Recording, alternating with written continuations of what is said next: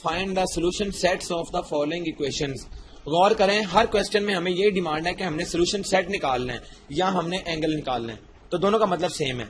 Question number 9 है square root 3 tangent x minus secant x minus 1 is equal to 0।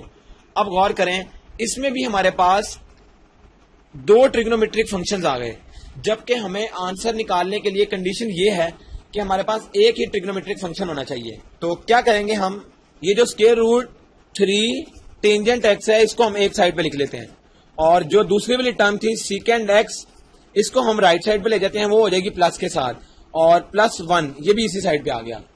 अब गौर करें, अगर हम taking square on both sides, जब स्क्वायर लेंगे तो स्क्वायर से क्या होगा, यहां आ जाएगा स्क्वायर रूट 3 टेंजेंट थीटा और इसका आ जाएगा square is equal to secant x. ये थीटा में नहीं था, ये एक्स की फॉर्म में गिवन है हमें, इसका एंगल एक्स है तो हम इसको एक्स में लिखेंगे। Then secant x plus 1 whole का स्क्वायर, दोनों साइडों पर हमने अलग अलग स्क्वायर ले लिया।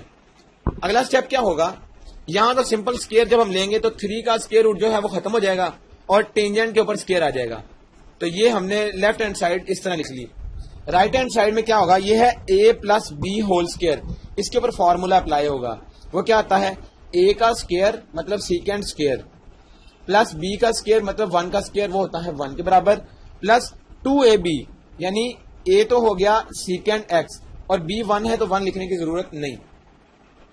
अगली चीज हम क्या करेंगे, अब गौर करें, हमें एक फंडामेंटल आइडेंटिटी पता थी, वो क्या थी, 1 प्लस टेंजेंट स्क्वायर थीटा या x equal to secant square x। ये हमारे पास एक फंडामेंटल आइडेंटिटी थी, हम इसको यहां पर पुट करेंगे ताकि जो हमारे पास टेंजेंट स्क्वायर वाली टर्म है वो सीकेंड स्क्वायर में चली जाए।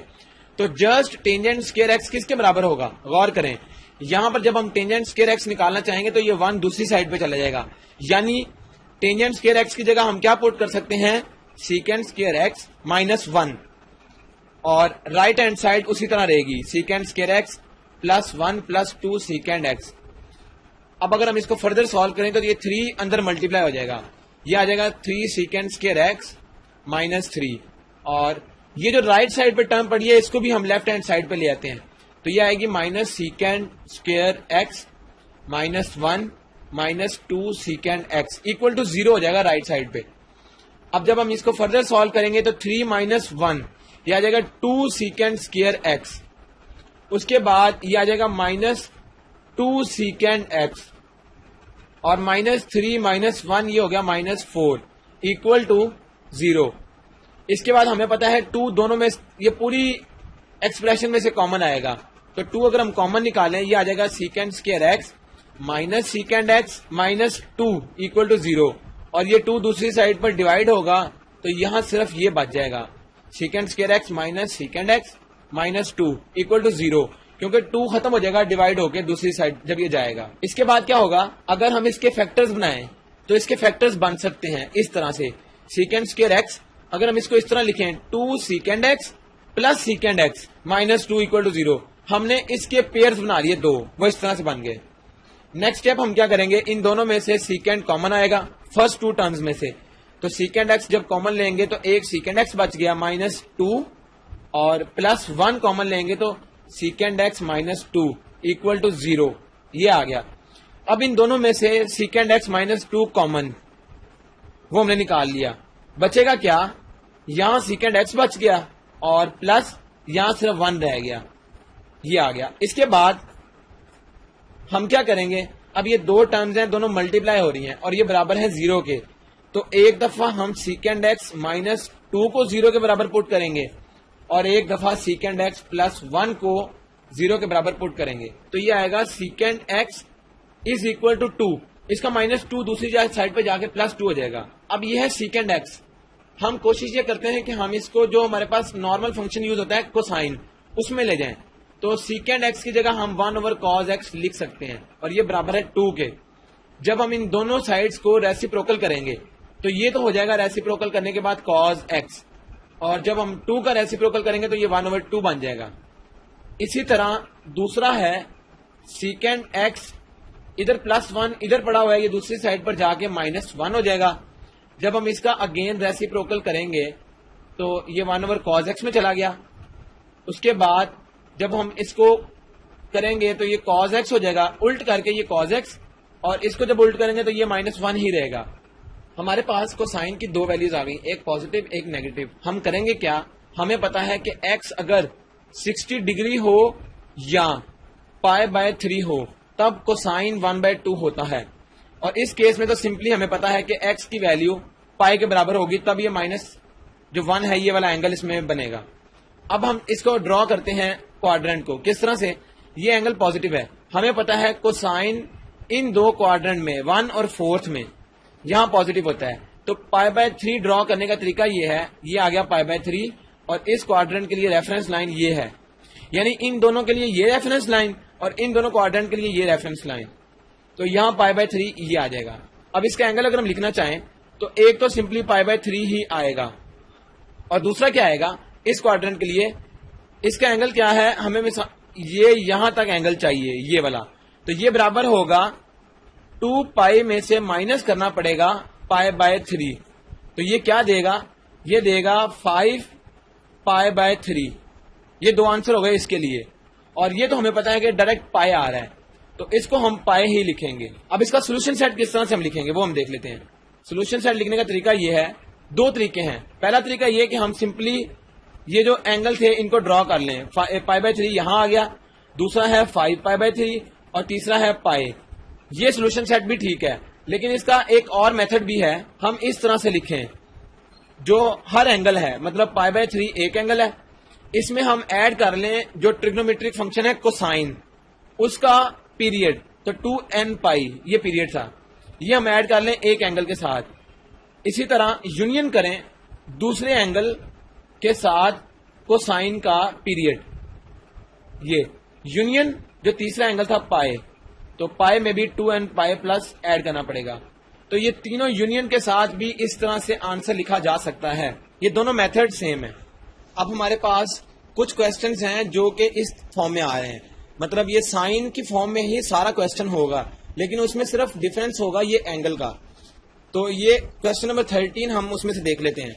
ये है sine 2x plus sine x equal to 0। अब ये क्वेश्चन है, हमने इस क्वेश्चन को सॉल्व करना है। इसके लिए टेक्निक क्या है, दो टेक्निक्स हमें नजर आ रही हैं। एक तो ये कि हम sine alpha plus sign beta, इस पे हम जो हमारे पास फॉर्मूला था वो अप्लाई कर लें, लेकिन दूसरी टेक्निक भी हमारे पास है, और वो सिंपल टेक्निक है, उसको हम देख लेते हैं कि उससे किस तरह सॉल्व होगा। यह है साइन 2x यानी डबल एंगल आइडेंटिटी, तो हम फॉर्मूला यूज कर सकते हैं, वो बराबर होता है 2 साइन x को साइन x, तो हमने इसकी जगह डबल एंगल वाला फॉर्मूला यूज कर लिया, और ये साइन x तो एज इट इज रहेगा इक्वल टू 0।